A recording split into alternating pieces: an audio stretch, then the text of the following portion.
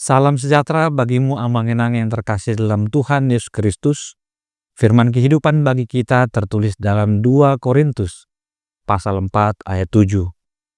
Tetapi harta ini kami punyai dalam bejana tanah liat, supaya nyata bahwa kekuatan yang melimpah-limpah itu berasal dari Allah, bukan dari diri kami. Demikian firman Tuhan. Amang-enang yang terkasih dalam Tuhan Yesus Kristus, dunia menyukai kehebatan. Kekuatan ditonjolkan, kelemahan disembunyikan. Sebisa mungkin orang ingin melihat sempurna. Apapun yang dilakukan untuk mencapainya, bahkan harga diri pun diletakkan di atasnya. Kalau tidak hebat, seolah-olah hidup ini sudah tamat. Alkitab mengajarkan prinsip hidup yang berbeda. Kelemahan tidak terletak dalam kehidupan. Kelemahan tidak perlu disembunyikan. Justru dalam kelemahan, kekuatan Tuhan dinyatakan. Ada pengharapan di dalam kelemahan.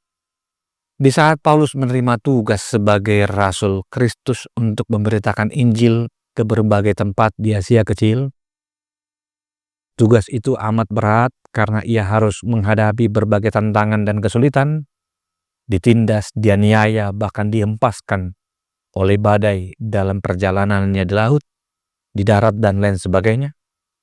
Dalam keadaan itu, Paulus mengakui bahwa ia rapuh, seperti bejana tanah liat. Ia mudah pecah karena berbagai benturan dan bencana yang dialaminya dalam membawa dan memberitakan Injil Kristus. Jika ia bisa bertahan, tentu bukan karena kekuatannya sendiri, namun karena kekuatan yang berlimpah-limpah yang berasal dari Allah. Ayat ini mengatakan harta dalam bejana tanah liat. Dipakai kata sauron tauton merujuk pada bagian yang sebelumnya. Yang lebih khusus, kata ini merujuk pada ayat 6b yang dikatakan terang dari pengetahuan tentang kemuliaan Allah yang tampak pada wajah Kristus. Terang ini sangat berharga karena berasal dari Allah. Tanpa intervensi Allah, terang itu tidak mungkin akan terlihat. Karena iblis telah membutakan mata semua orang sehingga mereka tidak melihat cahaya Injil tentang kemuliaan Kristus yang adalah gambaran Allah. Kekayaan Injil ini menjadi harta orang-orang percaya. Walaupun harta tersebut sangat mulia, tapi kemasannya adalah bejana tanah liat. Dalam bentuk figurasi bejana tanah liat yang sering digunakan banyak orang pada saat itu sebagai tempat minyak, sebagai tempat makanan, dalam berbagai konteks dan berbagai penekanan analogi. Dalam konteks bejana tanah liat ini menyeratkan sesuatu yang tidak berharga, lemah. Tidak berharga artinya berbeda dari harta yang seharusnya, sedangkan lemah merupakan kontras dengan kekuatan Allah. Poin ini mengatakan kepada kita untuk dapat dipahami oleh jemaat pada saat itu. Hampir setiap orang menggunakan bejana tanah liat. Seperti saya katakan tadi, tempat untuk minyak, ada juga untuk mengambil air, untuk menakar biji-bijian dan lain sebagainya. Bejana tanah liat sangat murah dan mudah didapatkan. Di samping itu, bejana tanah liat juga mudah retak dan hancur. Barang-barang semacam itu memang tidak dimasukkan untuk dikategorikan dalam jangka waktu yang lama. Karena begitu retak, dia harus dibuang karena tidak berguna lagi. Jika suatu harta diletakkan di dalam bejana tanah liat, tentu yang terlihat dari luar adalah bejana itu. Dengan kata lain, kelemahan dan ketidakberhargaan bejana tanah liat lebih mudah terlihat daripada harta di dalamnya. Inilah yang dikatakan oleh Paulus menggambarkan dirinya dan pelayanannya dan mengharapkan juga kepada jemaat saat itu. Apa yang diungkapkan oleh Paulus di sini terbilang luar biasa. Dengan semua pengorbanan dan kelebihan yang ia miliki, Paulus memiliki banyak hal alasan untuk memegahkan diri. Tetapi dalam tulisan ini, firman Tuhan bagi kita, dia sendiri sedang difitnah dan dibandingkan dengan rasul-rasul rasul-rasul palsu yang merasa hebat. Godaan untuk menjadi sombong semakin menggelembung.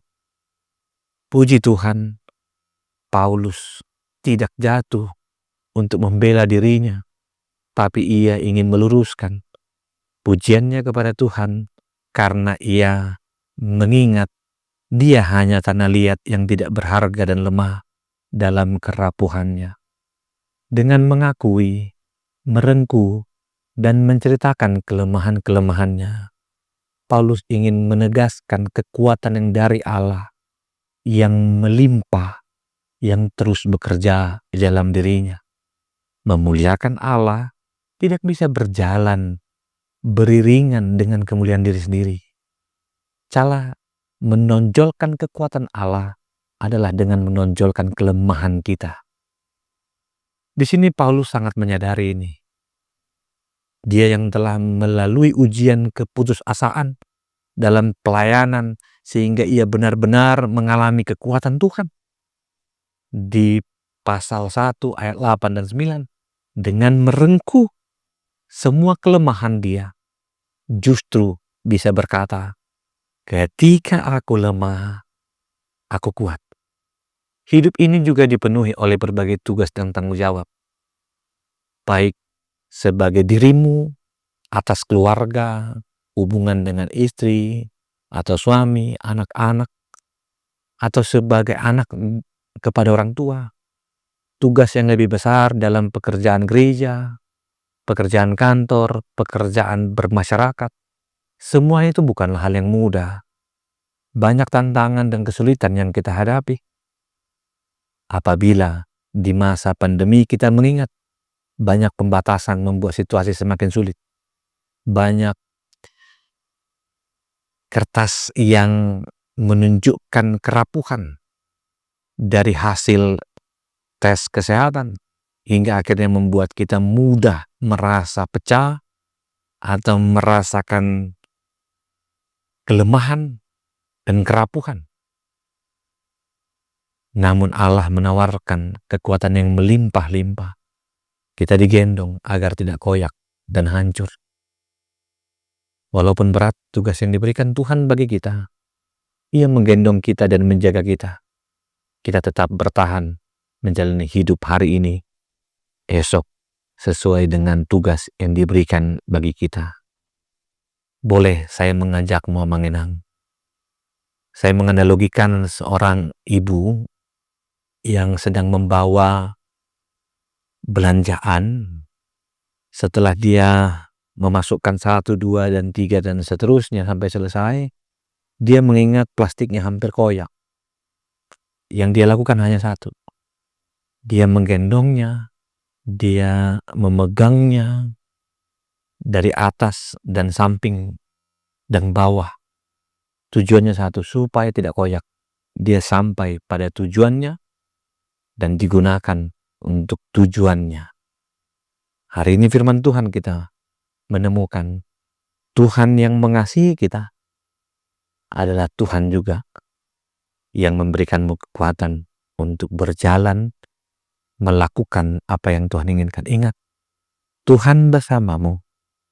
Tuhan menghiburmu dan memberkatimu. Kita berdoa. Terima kasih Tuhan untuk firman-Mu. Kami boleh teguh kuat karena kami menemukan diri kami adalah kepunyaan Tuhan. Biarlah kami boleh berbahagia dan kami kuat menjalani hari-hari kami karena Tuhan ada, Tuhan memberkati, dan Tuhan memberikan kami roh yang dari Tuhan. Terpujilah Kristus yang memberikan kekuatan kepada kami dan orang-orang yang sakit dan orang-orang yang bergumul. Kami boleh melakukan bagian kami di saat apapun, di saat Tuhan bekerja dalam diri kami. Kasih anugerah dari Kristus Yesus, kasih setia Allah Bapa, dan persekutuan di dalam Roh Kudus menyertaimu senantiasa. Amin.